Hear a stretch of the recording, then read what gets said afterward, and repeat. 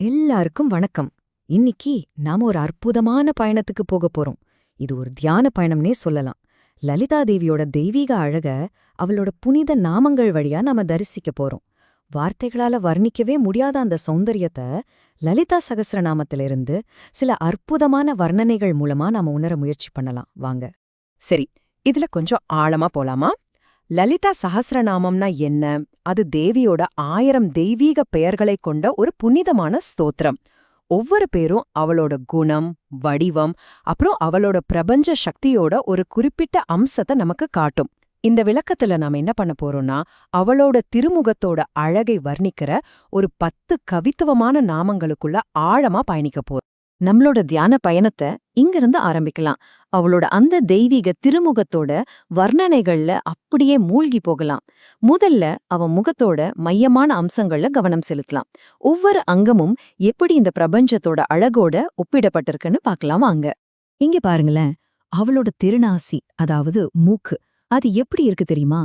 அப்போதான் பூத்த ஒரு சம்பக பூ மாதிரி அவ்வளவு அழகா வர்ணிக்கப்பட்டிருக்கு. இயற்கையோட மிக மென்மையான அழகு அப்படியே அவளோட முகத்துல பார்க்க முடியுது இல்லையா? அந்த புனிதமான நாமம் நவசம்பக புஷ்பாப நாசா தண்ட விராஜிதா. இன்னொரு தடவை சொல்றேன், நவசம்பக புஷ்பாப நாசா தண்ட விராஜிதா. இப்போ அவளோட மூக்குத்தியோட பிரகாசத்தை பாருங்க. அதோட ஒளி வானத்துல இருக்கிற நட்சத்திரங்களோட பிரகாசத்தையே மிஞ்சிடுமாம். யோசிச்சு பாருங்க, பிரபஞ்சத்தோட ஒளிகள் எல்லாமே அவளோட சின்ன ஆபரணத்துக்கு முன்னாடி ஒண்ணுமே இல்ல. அந்த நாமம் தாராகாந்தி திரஸ்காரி நாசாபரண வாசுரா. தாராகாந்தி திரஸ்காரி நாசாபரண வாசுரா. சரி, இப்ப நாம அவளோட முகத்தை அலங்கரிக்கிற மத்த அம்சங்களை பார்க்கலாம். அவளோட காதணிகளும் கண்ணங்களும் எப்படி இந்த பிரபஞ்சத்தையே பிரதிபலிக்குதுங்கிறத நாம பார்க்க போறோம். தேவி மனசை கவரக்கூடிய கதம்ப மலர் குத்துக்களை காதணிகளா போட்டிருக்காளாம். இங்க பாருங்க, இயற்கையோட அழகே அவளுக்கு ஆபரணமா மாறுது. இந்த நாமம் கதம்பம் மஞ்சரி கிளுப்த கர்ணபூர மனோகரா. அவளோட காதணிகள்ல ரொம்ப ஆழமான ஒரு அர்த்தம் இருக்கு. சூரியனும் சந்திரனும் தான் அவளோட 2 தோடுகளா இருக்காங்களாம்.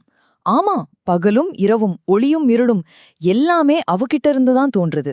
அந்த சக்தி வாய்ந்த நாமம் தாடங்க யுகலி பூத தபனோடு மண்டலா. அவளோட கண்ணங்கள் பத்மராக கற்களால, அதாவது மாணிக்க கற்களால செஞ்ச கண்ணாடிகள் மாதிரி பளபளக்குதான். அந்த கண்ணாடிகள்ல முழு பிரபஞ்சமே பிரதிபலிக்குதான். ஆமாங்க, அவ கண்ணாடிகள்ல நாம இந்த அண்ட சராசரத்தையே பார்க்கலாம். அந்த நாமம் பத்மராக சிலாதர்ஷ பரிபாவி கபோல பூ. இதுவரைக்கும் நாம பார்த்தது அவளோட தோற்றத்தோட அழகு. இப்போ அவளோட புலன்களை தூண்டக்கூடிய தெய்வீக அம்சங்களான பேச்சு, நறுமணம், அப்புறம் இதழ்களை பத்தி பார்க்கலாம் வாங்க. அவளோட திரை இதழ்கள் அப்போதான் எடுத்த பவழத்தோட நிறத்தையும் ஒளியையும் கொண்டிருக்குதாம். இயற்கையோட மிக தூய்மையான அந்த சிவப்பு நிறம் அவளோட இதழ்கள்ல பிரகாசிக்குது. அந்த நாமம் நவ வித்ரும பிம்பஸ்ரீ ஞக்காரி ரத்தன சதா. அவளோட வாயிலிருந்து வர்ற கற்பூரம் மற்றும் தாம்பூலத்தோட நறுமணம் பிரபஞ்சத்தோட எல்லா திசைகளையும் நிரப்புதான். கொஞ்சம் யோசிச்சு பாருங்க, அவளோட மூச்சுக்காத்து கூட இந்த பிரபஞ்சத்தையே நறுமணத்தால நிரப்புற சக்தி கொண்டது. நாமம் கற்பூர வீலிகாமோத சமாகர்ஷிக் திகந்தரா. இசையின் தெய்வமான சரஸ்வதியோட வீணையிலிருந்து வர்ற தெய்வீக இசைய விடவும் இனிமையான ஒண்ணு இருக்குன்னா அது நம்ம லலிதையோட பேச்சுதாங்க. ஆமா, அவளோட வார்த்தைகளே மிக உயர்ந்த சங்கீதம். இந்த நாமம் அத ரொம்ப அழகா சொல்லுது. நிஜா சல்லாப மாதுரிய வினிர்பர்சித கச்சபி. நாம இப்போ அவளோட அழகோட உச்சக்கட்டத்தை நெருங்கிட்டோம். சாக்ஷாத் சிவனையே தன் பக்கம் ஈர்க்கிற அந்த அம்சம் அது என்னவா இருக்கும்? யோசிச்சு பாருங்களேன், இவ்ளோ அழகான வர்ணனைகளுக்கு பிறகு எல்லாத்தையும் விட உயர்ந்த அந்த அழகு எதுவா இருக்க முடியும்? ஆமாங்க, அது அவளோட புன்னகைதான். அவளோட புன்னகையிலிருந்து வர்ற ஒளி வெள்ளம் பரமசிவனோட மனசையே முழுமையா மூழ்கடிச்சிடுமா. அவ புன்னகையோட சக்தியால காமேஸ்வரனான சிவனே அவளுக்குள்ள மூழ்கி போயிடுறாரு. அந்த உச்சபட்சமான நாமம் இதுதான், மந்தஸ்மித பிரபாபூர மஜ்ஜத் காமேஷ மானசா. இப்போ நாம பார்த்த இந்த தனித்தனி அம்சங்களெல்லாம் எப்படி ஒன்னா சேர்ந்து ஒரு முழுமையான தெய்வீக தரிசனத்தை நமக்கு கொடுக்குதுன்னு பார்க்கலாம்.